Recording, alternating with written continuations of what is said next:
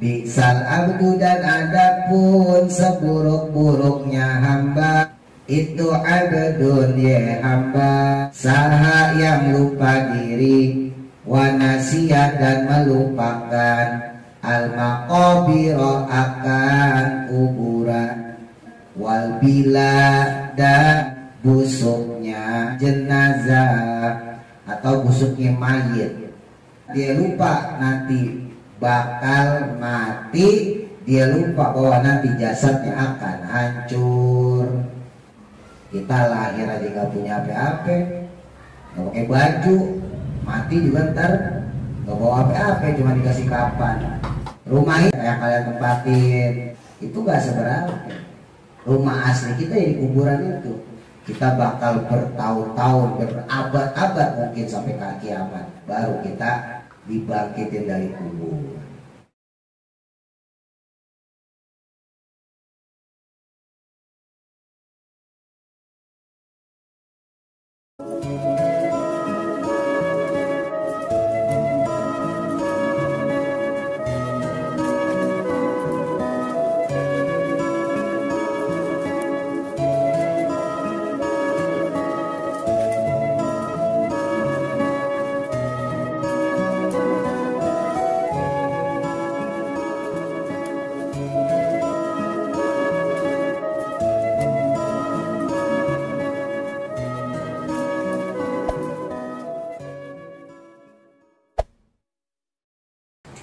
Bismillahirrahmanirrahim. Qala musannifu rahimahullahu ta'ala wa nafa'ana bihi wa bi barakati ulumihi fi daraini amin. Al-hadisu as-saminu wal ishruna. Al-hadisu adapun hadis, as-saminu wal ishruna yang ke-28. An Asma dari Sayyidah Asma binti Umayyis, putrinya Umayyis, dari Asma binti Umayyis Al-Khos'amiyah. Tuh alifnya coret aja, silang digabung harusnya. Al-Khos'amiyah, yang bangsa Al-Khos'ami, nama bangsa ya, nama suku, sama kayak Persia gitu ya, Arab.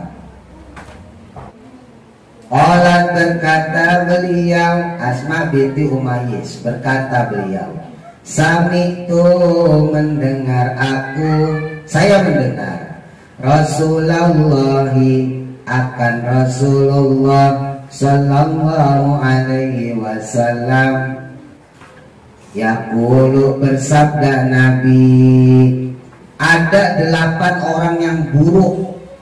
Siapa saja? Yang pertama, bi'sal abdu, seburuk-buruknya hamba, maksudnya hamba Allah ya, manusia. Itu abdun adalah hamba, tajabbara, yang sombong, wa'tada, dan melampaui batas atau berlebihan, boleh, wa'tala, dan angkuh, jumawa, gue nih, gue,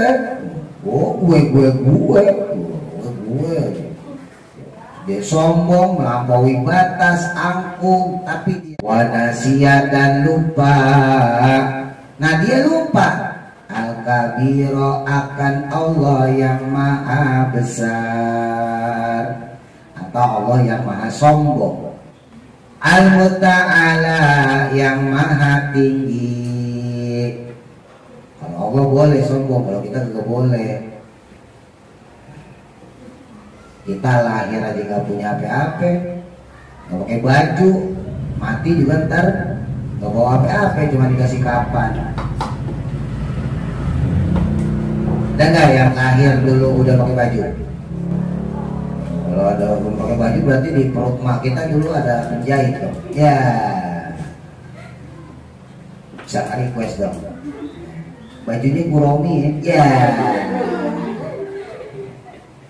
Ada orang lahir telanjang. Hamba buruk atau orang buruk yang kedua, bi'sal abdu, seburuk-buruknya hamba atau orang. Itu abdun ya hamba, tajabbara yang sombong, wa'tada dan melampaui batas atau berlebihan, wa nasiya dan dia lupa, al-jabbar pada Allah yang maha perkasa. Kalau tadi al-kabiro Allah yang maha sombong, kalau al-jabbar Allah yang maha perkasa, al-a'la yang maha tinggi. Jadi yang pertama dia lupa bahwa Allah punya sifat sombong. Nah yang kedua dia lupa bahwa Allah punya sifat perkasa. Manusia, saya pakai batin manusia dibikin sakit, lemes ya, akhirnya kalau puasa dia alasan sakit ya. Udah emang males sama puasa ya. Nah yang ketiga, bi'sal abdu dan adapun seburuk-buruknya hamba, itu abdun ya hamba, saha yang lupa diri, wa nasiya dan melupakan, al maqabira akan kuburan, wal bila dan busuknya jenazah atau busuknya mayit. Dia lupa kuburan, dia lupa nanti bakal mati, dia lupa bahwa nanti jasadnya akan hancur ya. Sekarang kalian kulitnya masih kuat ya kan, dicubit tadi masih melat. Nah ntar kalian mulai tua meletot, tau meletot apa? Melehoy tapi kan ada mangkerut. Nah kita udah tua matanya gitu. Lihat aja bapak ibu kalian ya kan, bapak bosan masih muda ya kan? Matanya udah mulai berkerut gini, pipinya turun doyong gitu ya kan? Dulunya gemuk, dulunya gendut ya, pas tua kurus, makanya jangan gemuk gendut. Kalau gendut banget tertuanya lucu cer gitu dinamplek ya.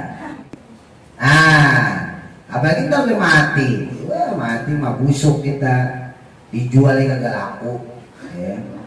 Masih lakuan bangke ikan, ada ikan gede kan dijual, ikannya udah mati nih, tetap laku, dikasih mau. Manusia siapa yang mau bangkainya, ditaruh aja terserah. Yang keempat, bisal abdu dan seburuk-buruknya hamba, itu ata dia durhaka, watogo dan sewenang-wenang, jadi sakarpe udele dewe, wanasia namun dia lupa, alamu bedaa akan awalnya dia atau asalnya dia lupa awalnya dia tuh dulu masih kecil nggak bisa apa-apa, nggak pakai baju, nggak bawa harta, dia lupa. Tapi dia durhaka sama orang tuanya, dia sewenang-wenang sama orang lain yang pernah membantu dia. Wal muntaha dan juga terakhirnya dia lupa awalnya dari mana dan dia lupa nanti berakhir di mana. Kita berawal dari buayan ibu kita, makanya kita harus hormat sama ibu bapak kita. Nanti kita akan berakhir di kuburan ya, seperti yang disampaikan oleh Imam Ibrahim bin Adham ketika ada pemabuk yang dia minta tunjukin rumahnya, malah dianterin kemana? Kuburan. Nah itulah rumah kalian sesungguhnya. Rumah ini ya kayak kalian tempatin itu gak seberapa. Rumah asli kita ya di kuburan itu. Kita bakal bertahun-tahun, berpuluh-puluh tahun, beratus-ratus tahun, berabad-abad mungkin sampai ke kiamat ya, baru kita dibangkitin dari kubur. Lebih lama masa kita di kuburan daripada masa hidup kita. Yang kelima, bisal abdu dan seburuk-buruknya hamba, itu abdunnya hamba yang tahu yang lebih memilih ad-dunya akan dunianya, bidini dibanding dengan agama. Ditukar akhiratnya, ditukar agamanya buat kesenangan dunia, buat kehidupan dunia dia. Emang nggak boleh ngambil dunia dari agama? Ya boleh sebetulnya. Yang nggak boleh itu adalah lebih memilih. Ya misalnya saya bosan nyontohin gampangnya, bosan bikin kartu misalnya gitu ya, kartu infak buat kalian. Satu, barangkali di antara kalian memang ada orang tua yang pengen ngasih kan gitu. Kedua, untuk menjaga-jaga, takutnya kalau nggak ditulis ntar uangnya dijajanin gitu. Orang tua mah nyangkanya udah ngasih ke Pak Ustadz, tahu-tahu dijajanin, kan ada yang kayak gitu. Nah terus yang ketiga, yaitu supaya ada bukti kontribusi orang tua terhadap pendidikan anak. Intinya itu. Tapi Pak Ustadz gak boleh ngarepin dari duit yang kalian infakin, dari uang yang orang tua kalian kasih kepada Pak Ustadz. Nah itu namanya menukar dunia dengan agama. Karena kalau Pak Ustadz sendiri ya, Pak Ustadz pribadi itu yakin ya, yang kalian belajar di sini, ngaji apapun bentuknya ya, mau nulis, mau baca Quran, mau ngaji kitab dan sebagainya, itu jauh lebih berharga daripada uang yang kalian kasih kepada Pak Ustadz. Gampangnya begitu. Makanya Pak Ustadz nggak mau nuker harta dunia tadi dengan agama. Makanya kalau ada yang nggak bayaran, nggak infak, Pak Ustadz nggak peduli, biarin aja. Karena Pak Ustadz nggak mau ngarepin dari hal itu. Khawatirnya apa? Takutnya nanti pahala Pak Ustadz hilang semuanya gara-gara ngarepin duniawi yang nggak seberapa. Ya bayaran kalian paling berapa sih? 50.000, 100.000, 200.000. Berapa sih sedikitnya sejuta misalnya gitu. Dibandingin pahala yang Pak Ustadz dapat dari Allah, redha Allah yang diberikan kepada Pak Ustadz itu jauh. Dan itu menurut Pak Ustadz lebih mahal. Kalian ngasih Pak Ustadz tulis, kalian nggak ngasih ya Pak Ustadz tadi ya biarin aja. Toh nanti juga kembali kepada orang tua kalian sendiri gitu. Itu prinsip ya. Termasuk kalian jadi kalau udah gede gitu ya, kalian nolong orang segala macam, ya gak usah pakai duniawi. Jangan sampai kita nggak nolong orang gara-gara kita nggak dapat duit misalnya. Nolong aja udah gitu. Ya. Adapun nanti Allah kasih kita rizki ya, adapun nanti ketika Allah kasih kelebihan dari kita, nah itu bonus dari kita nolong orang, bukan hakikat rezeki itu sendiri. Kayak Pak Ustadz tadi gampangnya, ini kan kalian Pak Ustadz tolong sebetulnya secara nggak langsung ya. Kalian tuh sedang Pak Ustadz tolong supaya bisa baca Quran, supaya kalian bisa baca bacaan wudhu, supaya kalian bisa belajar sholat, supaya kalian kenal agama, kan gitu. Yang kecil-kecil lah gampang gitu ya. Syukur-syukur bisa belajar kitab kayak sekarang. Nah ini Pak Ustadz lagi nolong kalian. Bukannya Pak Ustadz butuh sama kalian, nggak butuh Pak Ustadz. Pak Ustadz lagi nolong orang tua kalian yang mungkin nggak bisa ngajarin kalian agama. Nah Pak Ustadz yang nggak ngajarin. Nah, ya udah kalau udah nolong ya ikhlas. Gitu. Jangan diganti, jangan ditukar sama perkara dunia. Pahalanya saya.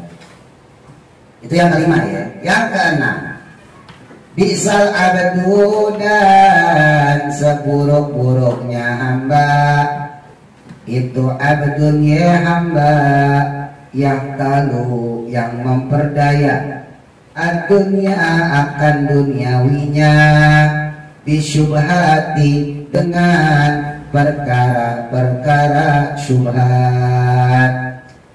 Syubhat itu remeng-remeng ya, samar-samar ya. Dibilang haram kagak, dibilang halal kagak. Jadi dunia diakalin ya. Gimana caranya bisa dapat banyak, bodo amat mau syubhat ya. Tapi hati-hati, namanya remeng-remeng. Kata Imam Ghazali, khawatirnya kita nanti masuk kepada perkara haram. Beliau mengibaratkan syubhat itu seperti pagar di luar pekarangan kita. Kita punya kambing, kita gembala, kita angon di depan pagar. Itu kambing kalau nyampe naik ke pagar bahaya, takutnya keluar dari pagar terus kabur. Nah, orang yang sering makan suat itu dikhawatirkan seperti itu, seperti kambing yang main di pagar. Takutnya nanti dia lupa, akhirnya bablas lompat pagar. Akhirnya lupa dia bablas lompat ke perkara haram. Akhirnya dia lakuin perkara haram gara-gara sering bermain di perkara suat. Yang ketujuh, wa bi'sal abdu, dan seburuk-buruknya hamba.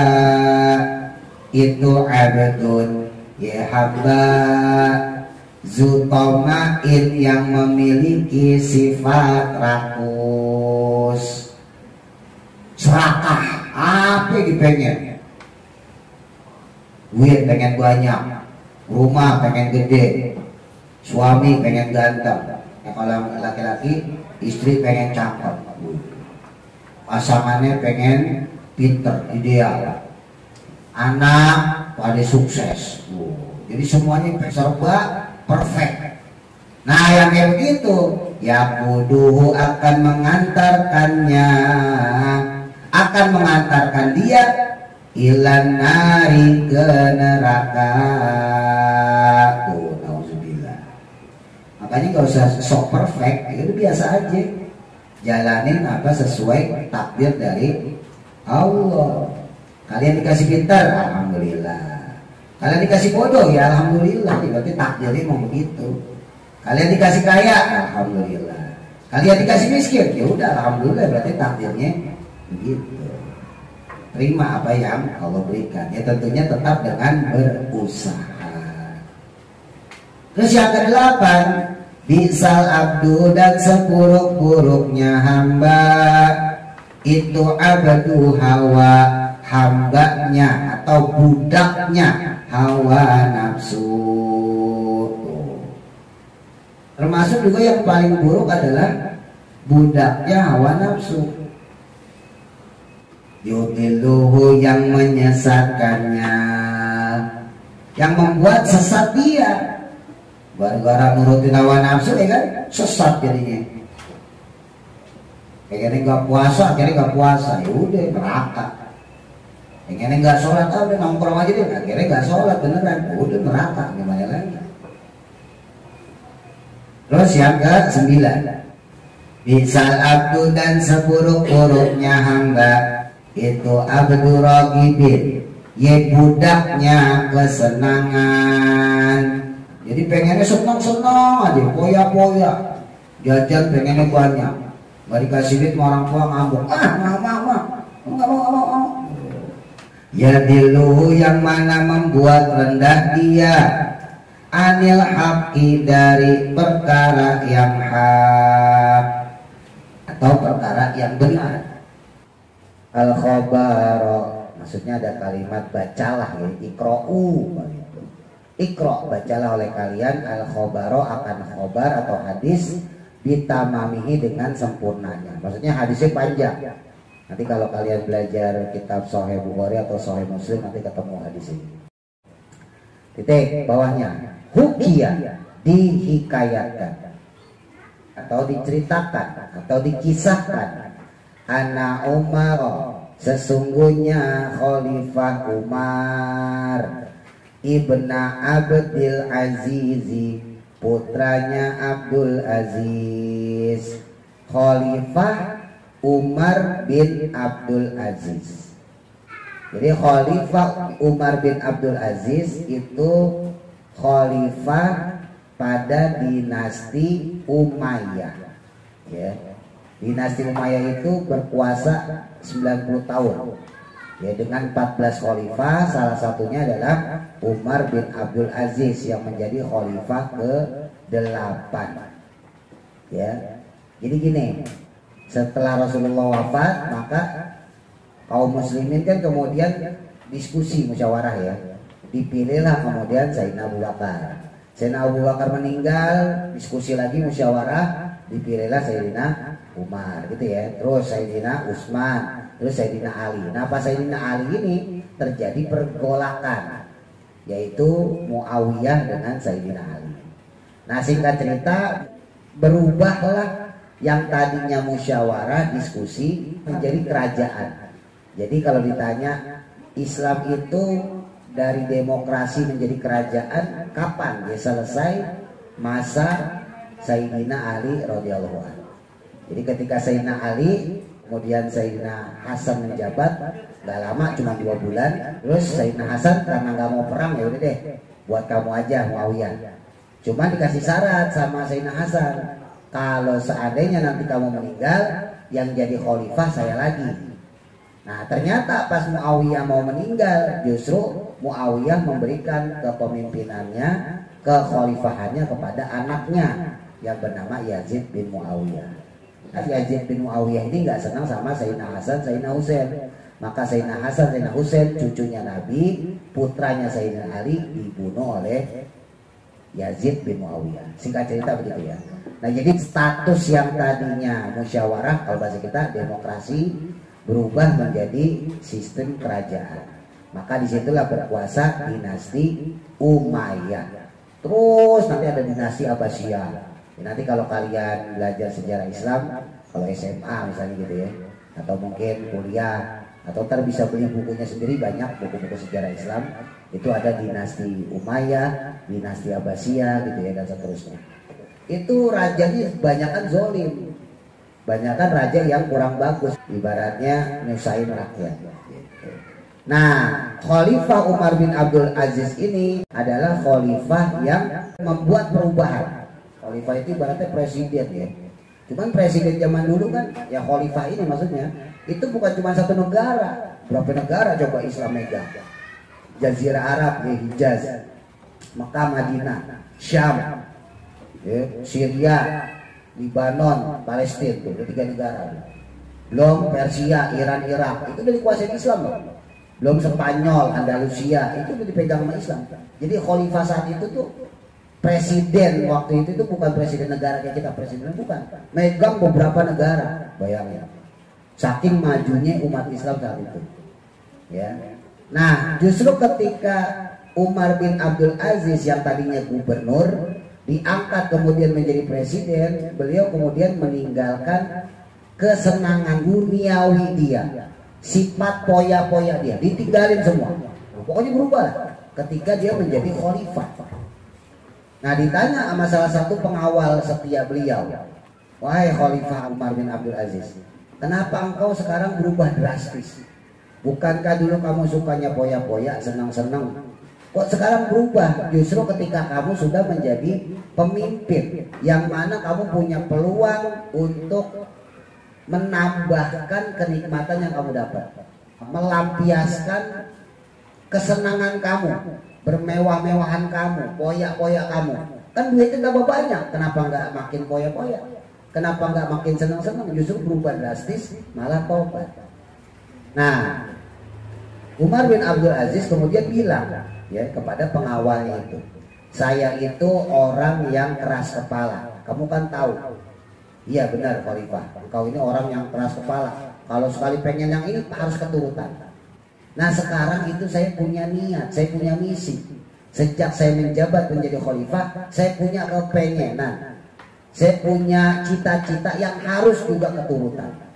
Apa tuh? Kata pengawalnya, kata Khalifah Umar bin Abdul Aziz, saya pengen dapat ridhonya Allah, saya pengen dapat surganya Allah. Karena saya punya misi seperti itu, pengen dapat ridhonya Allah, pengen dapat surganya Allah, ya maka harus keturutan. Tuh. Maka harus keturutan. Akhirnya berubahlah sifat Umar bin Abdul Aziz yang tadinya jahat, ya, yang tadinya buruk, berubah menjadi baik, menjadi soleh. Itu singkat cerita ya tentang Khalifah Umar bin Abdul Aziz. Fi waqti khilafatihi, pada waktu menjabat kekhalifahannya, ketika beliau menjabat menjadi khalifah, atau menjadi pemerintah, arsala mengutus dia mengutus as-sahabata. Ya, jadi sahabat di sini maksudnya jenderal pilihan atau jenderal terbaik. Nah, gampangnya gitu. Jenderal yang paling dekat sama dia. Ya, untuk mimpin pasukan perang. Ya, namanya juga raja. Raja yang dekat sama tentara maksudnya gitu. Disuruh kemana? Mengutus kemana? Ilar Rumi, kepada kerajaan Romawi. Jadi Romawi itu dulu namanya Rum. Ya, kalau Persia Parsi. Li ajril guzati, untuk berperang. Diutus untuk berperang. Maksudnya Romawi saat itu udah melebarkan sayap. Gak nerima kalau dia dikalahkan sama orang Islam. Sebab di kekhalifahan Umar bin Abdul Aziz itu Palestina dulunya yang dikuasain sama Romawi Timur sudah dikuasain sama umat Islam. Jadi kalian harus tahu bahwa di zaman Nabi Muhammad Shallallahu Alaihi Wasallam Palestina, ya Masjidil Aqsa itu dulu dikuasain sama orang Romawi. Jadi Romawi itu ada dua, Romawi Barat yang Eropa, nah terus ada cabangnya Romawi Timur, yaitu di Syam. Nah, di zaman kekhalifahan Umar bin Khattab, Syam berhasil ditaklukkan. Jadi Syam itu kemudian berhasil dipegang sama umat Islam. Nah, sejak era itu maka Syam sudah berada dalam kendali umat Islam. Ya, nanti kalian bisa bacalah buku sejarah ya. Intinya seperti itu. Jadi Umar bin Abdul Aziz ini memerintahkan untuk memerangi Romawi bukan karena arogan, bukan, tapi karena ingin mempertahankan negaranya supaya jangan sampai diambil alih lagi oleh kerajaan Romawi. Nah, apakah menang nih jenderal-jenderal ini? Ketika diutus jenderal dan pasukan perang tersebut, fanhazamat, lalu kalahlah. Siapa as-sahabatu, ye jenderal pilihan pasukan perangnya. Kalah pasukannya ternyata. Wa usiro, dan ditawan atau ditahan. Siapa yang ditawan? Isruna 20. Apanya? Nafaron, kelompoknya atau pasukannya. Minas sahabati, dari jenderal tersebut. Jadi ada 20 jenderal yang ditahan. Tahan nih 20 jenderal ini. Kita hukum mati mereka. Yang lain dikocar-kacir pasukannya, orang kalah. Wa amaro, dan memerintahkan. Siapa? Qaisaru Rumi. Qaisar itu kaisar. Ya, raja. Kaisar Romawi atau raja Romawi. Liwaidin, kepada seseorang, minhum, dari mereka,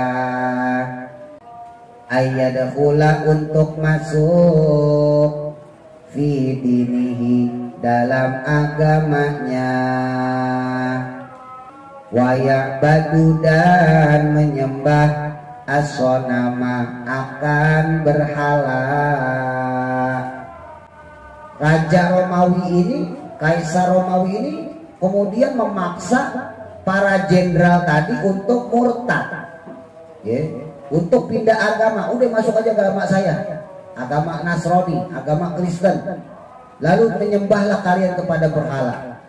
Waqala, maka berkata dia, ya, Kaisar Romawi, Raja Romawi itu ngomong, indah kolta, jika mau masuk kamu, fi dini, dalam agamaku, wasajata, dan mau sujud kamu, lisonami, ke berhala.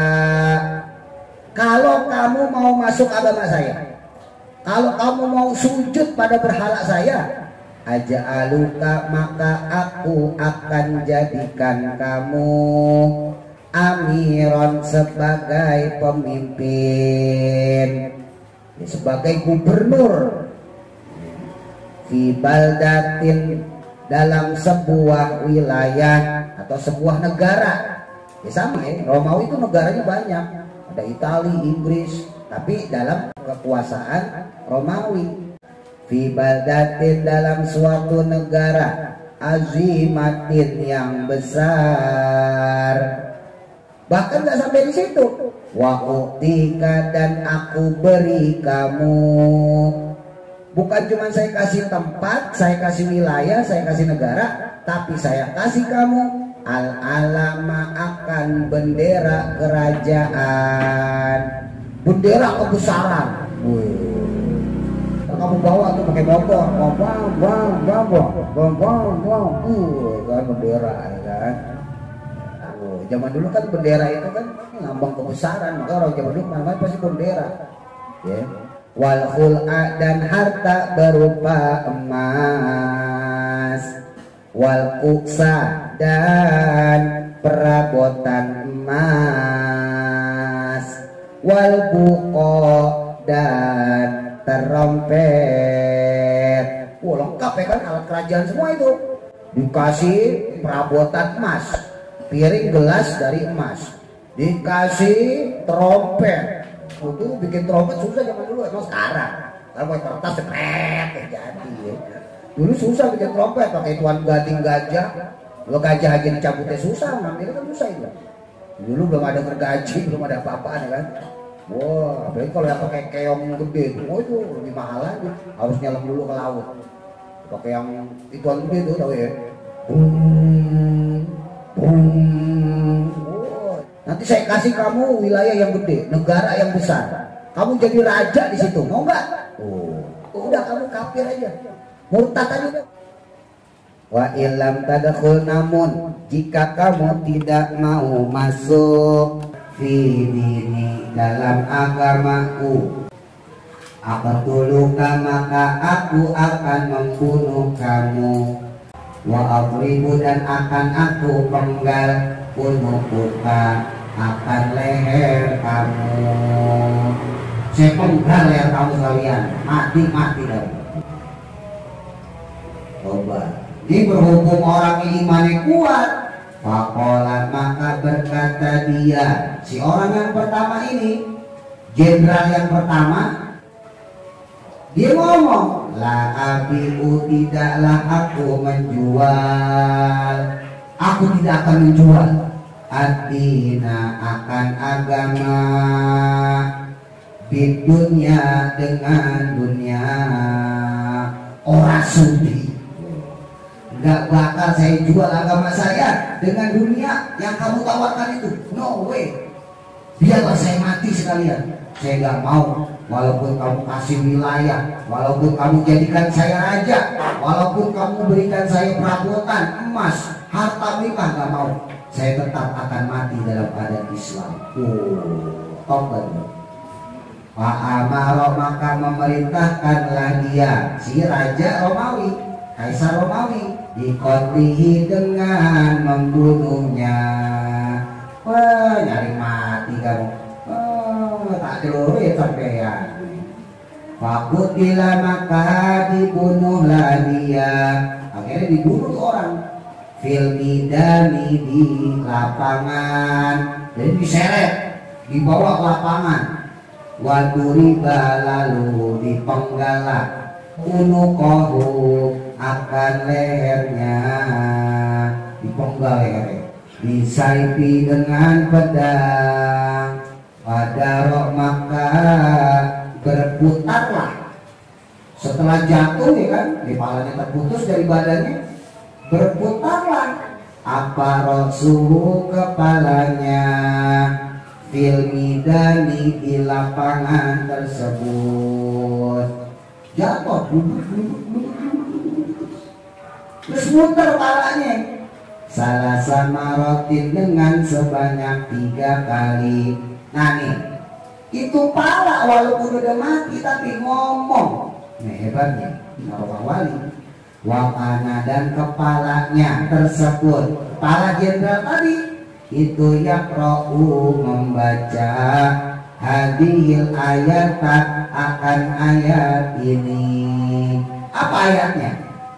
Ya ayat Tuhan nafsul mutmainnah, irji'i ila rabbiki radiyatan mardiyah fadkhuli fi ibadi wadkhuli jannati.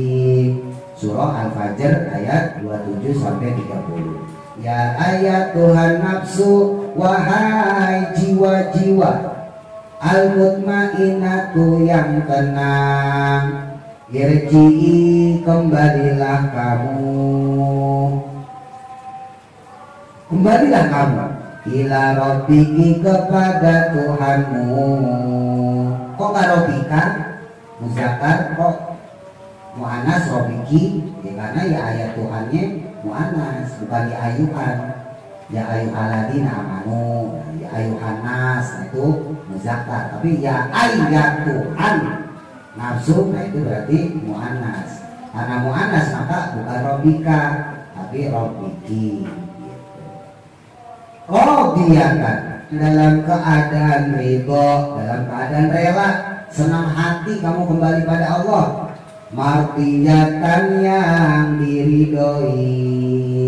Bukan cuma kamu yang ridho kepada Allah, tapi Allah juga ridho kepada kamu. Fadkhuli, lalu masuklah kamu fi ibadi, dalam golongan hamba-hambaku. Wadkhuli, dan masuklah pula kamu jannati, ke dalam surgaku. Jadi pala itu putus loh, terputus, palanya muter-muter sambil ngomong, ya ayat Tuhan nafsul mutmainnah, irji'i ila rabbiki radiyatan mardiyah fadkhuli fi ibadi wadkhuli jannati. Itu ngomong. Jadi kayaknya saling meledek. Berarti kan yang dibunuh ini benar ya. Berarti dia mempertahankan agamanya sampai dia dibunuh, bahkan dipenggal kepalanya. Berarti posisi dia benar. Nah, setelah mengetahui itu, wah ini tuh orang bener nih, meledek nih, songong nih. Kata si raja, fagodoba, maka murkalah. Siapa? Qaisaru, si kaisar, ya si raja Romawi tadi. Wa akhoda, lalu dia pun mengambil asani yang kedua, maksudnya jenderal yang kedua. Itu yang kedua, jenderal itu bawa sini.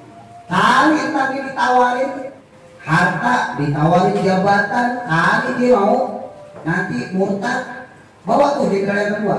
Jenderal yang pertama berhasil ya, lewat dari ujian kehidupan dia. Apa yang terjadi pada yang kedua kira-kira? Murtad atau dia menerima tawaran si raja? Insya Allah bisa.